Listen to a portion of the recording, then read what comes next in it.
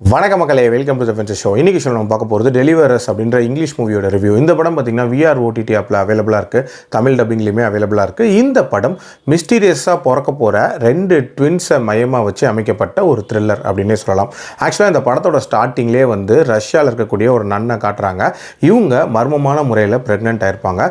இவங்களுக்கு ரெண்டு குழந்தைகள் பிறக்க போகுது. அதில் ஒரு குழந்தை பார்த்தீங்கன்னா இந்த உலகத்தோட மெஸ்ஸையாவாக இருக்க போகுது அப்படின்ற மாதிரி சொல்கிறாங்க. இன்னொரு குழந்தை சாத்தானின் குழந்தையாக இருக்க போகுது. ஸோ இந்த ரெண்டு குழந்தைகளையும் போட்டு தள்ளணும் அப்படின்ற மாதிரி அங்கே இருக்கக்கூடிய சிலர் முயற்சி பண்ணிட்டு இருக்காங்க. அந்த டைமில் தான் நம்ம ஹீரோயின் ஃபாக்ஸ் அப்படின்னு சொல்லப்படுற ஒரு பாஸ்டரை சந்திக்கணும் அப்படின்ற மாதிரி முயற்சி பண்ணுறாங்க.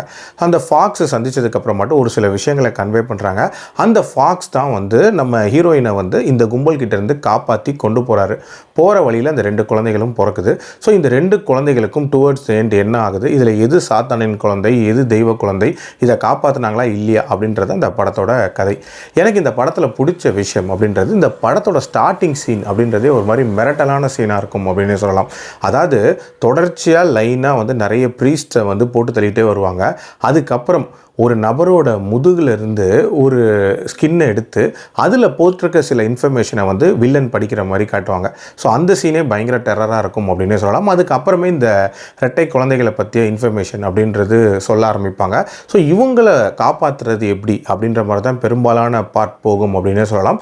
அதில் நிறைய காட்சிகளை ரொம்பவே நீட்டாக எடுத்திருப்பாங்க. உதாரணத்துக்கு இதில் ரசோ அப்படின்ற ஒரு கேரக்டர், அந்த கேரக்டருக்கு நடக்கக்கூடிய அந்த சம்பவத்தை ரொம்ப கோரியாக காட்டியிருப்பாங்க அப்படின்னே சொல்லலாம். அதே மாதிரி நம்ம ஃபாதர் ஃபாக்ஸ் நிறைய விஷயங்களை யோசிச்சு பார்ப்பார். அந்த ஆலுசினேஷன் சீன், அதுலேயும் அந்த பூலில் நடக்கிற மாதிரியான ஒரு சீன் அப்படின்றதெல்லாம் வேற லெவலில் இருக்கும்.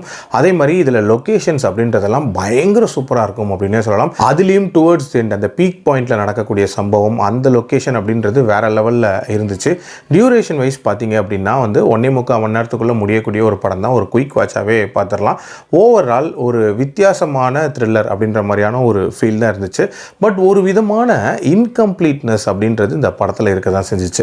நிறைய டீட்டெயிலிங் அப்படின்றது ப்ராப்பராக இந்த படத்தில் சொல்லியிருக்கவே மாட்டாங்க. உதாரணத்துக்கு வில்லனோட பர்பஸ் அப்படின்றதே அந்த அளவுக்கு தெளிவாக மென்ஷன் பண்ணியிருக்க மாட்டாங்க. அதே மாதிரி இதில் ஸ்டார்டிங்கில் சில ஓவியங்கள் மாதிரி சில விஷயங்களை காட்டுவாங்க. அதில் இருக்கிற விஷயங்கள்லாம் நடக்குது அப்படின்ற மாதிரி ஒரு விஷயத்தை கொண்டு போவாங்க. ஸோ அதுக்கு பின்னணி என்ன அப்படின்றதும் அந்த அளவுக்கு சொல்லியிருக்க மாட்டாங்க. ஓவரால் சொல்ல வந்த விஷயம் என்ன, ப்ராப்பராக கன்வே பண்ணாங்களா அப்படின்ற ஒரு மிகப்பெரிய டவுட் இந்த படத்தில் இருக்க தான் செய்யுது. பட் ஸ்டில் கண்டிப்பாக ஒன்ஸ் ட்ரை பண்ணி பார்க்குற மாதிரியான த்ரில்லர். என்னோட ரேட்டிங் இந்த படத்துக்கு 2.85 out of 5. அடல்ட் கண்டென்ட்டை பொறுத்த வரைக்கும் ப்ராப்பரான அடல்ட் காட்சிகள் சிலது இருக்குது. அதுக்கேற்ற மாதிரி பிளான் பண்ணிக்கோங்க. மீண்டும் அடுத்த விமர்சனத்தில் சந்திக்கிறேன். நன்றி, வணக்கம்.